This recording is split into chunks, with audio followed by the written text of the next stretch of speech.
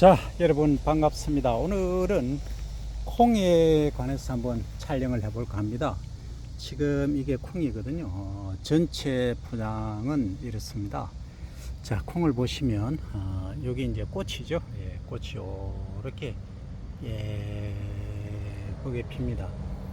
우리가 이제 길이 자람 그리고 잎이 달리고 하는 것을 영양생장기라 하고, 이제 꽃이 달리기 시작하는 것을 기준으로 생식생장기 이렇게 이야기를 합니다. 그러면 이제 여기서 끝에서 여기 처음에는 여기나 여기 뗐겠죠. 여기서 이렇게 꽃이 밑으로 피어 내려옵니다. 그죠?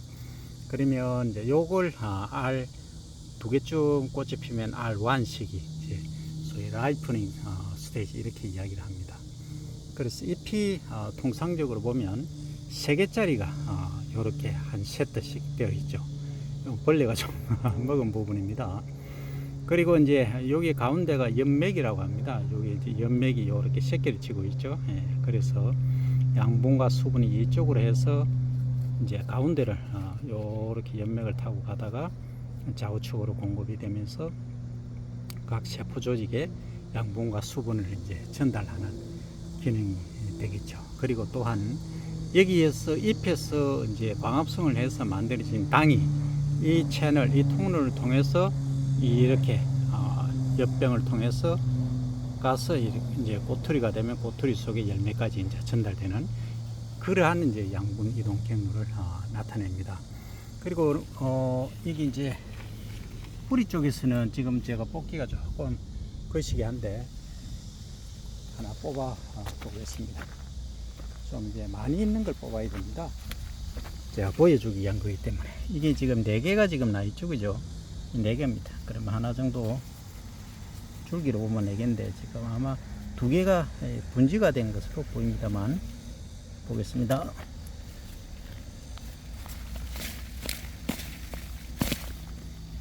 제가 참 잔인합니다, 요새.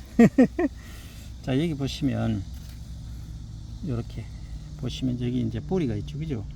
근데 뿌리에 여기 보시면 동그란 게 달려 있죠, 그죠? 여기 뿌리 혹입니다. 뿌리 혹 속에 이렇게 눌러보면 빨갛게 선홍빛이 돼야 됩니다. 선홍빛이 돼야 이게 라이조비움, 소위 근류균이 있어서 이 토양 속에 있는 공기를 흡수해서 특히 질소를 고정해서 질소비료 대용으로 사용이 되거든요. 이게 지금 없습니다. 선홍빛이 안 나거든요.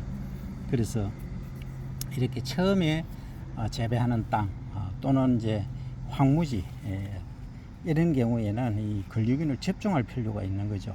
그래서 접종 방법은 이제 콩 종자에서 묻혀서 코팅해서 하는 방법이 있고, 또 하나는 콩을 재배한 곳에 흙을 가져와서 이렇게 묻혀서 파종을 하셔야 됩니다. 너무 많은 양이기 때문에 전면적으로 이렇게 뿌릴 수는 없습니다. 그죠?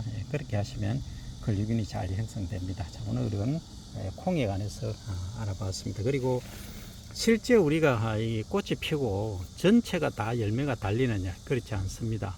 그래서 이제 여기서 꼬투리가 달리는 율을 결협율이라고 합니다. 꽃에서 꼬투리가 달리는 율. 그 다음에 이제 꼬투리 속에 종자가 2알 또는 3알, 적은 경우에는 1알도 있죠, 그죠? 그렇게 이제 종실이 결정되게 되는 겁니다. 그래서 결국은 이렇게 광합성을 해서 양분이 아까 말씀드린 미드립을 통해서 종자까지 이동이 되는 그런 수순을 밟고 있고, 그리고 이제 단백질 같은 경우에는 물론 뿌리에서 그 암모니아 형태로 기본적으로 흡수가 돼야 되겠죠.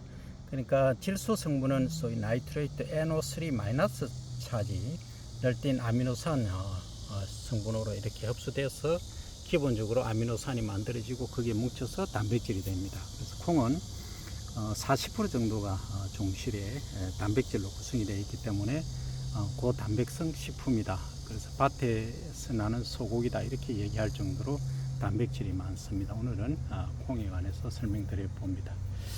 자, 그리고 이제 또 하나 얘기가 나왔으니까, 지난번에 이제 분지가 그러니까 가지치는 게 많은 거, 또는 적은 거 이걸 갖고 다분지형, 소분지형, 무분지형 이렇게 얘기를 한다 했습니다. 그죠? 예, 그리고 최근에 이제 미국에서는 주로 GMO를 많이 하죠. 그죠? GMO 콩 중에서는 이제 단백질보다는 지방이 많은 콩을 육성을 했습니다. 그래서 콩 종자의 60% 정도가 지방이 될 정도로 지방을 많이 포함하는 그러한 콩 품종도 육성을 해서 과거에는 우리가 이 식용 콩이다 이렇게 얘기를 했는데, 물론 다 식용이긴 합니다만 기름 작물로 분류가 됩니다. 단백질 작물이 아닌 기름 작물로 일부 품종에서는 활용이 되고 있다. 그래서 시대적 변화가 그렇게 다릅니다. 그래서 미국 같은 데는 원체 대규모로 재배를 하기 때문에 그러하다. 과거에는 비가 지지난주까지는 장마가 있어서 비가 많이 왔는데, 지금 비가 너무 안 와서 또 조금 가물죠. 그죠? 그래서 이 뿌리가 얼마나 깊숙이 토양 속으로 많이 내리느냐, 깊게 내리느냐가 이 가뭄, 소위 한 발에 저항할 수 있는 능력이 있느냐 없느냐를 결정하기 때문에, 이 뿌리가 깊숙이 잘 내리도록 하시려고 하면 이렇게 소위 평휴, 팽팽하게 이렇게 고를 안 타는 걸 평휴라고 합니다. 그렇게 하는 경우와 그리고 이렇게 높게 해놨죠. 그죠? 도둑이 높은 이런 고휴 여기입니다. 이렇게 보이죠. 그죠? 예, 좀 높죠. 그죠? 이렇게 높은 데 심는 경우가 있는데, 일장일단이 있습니다.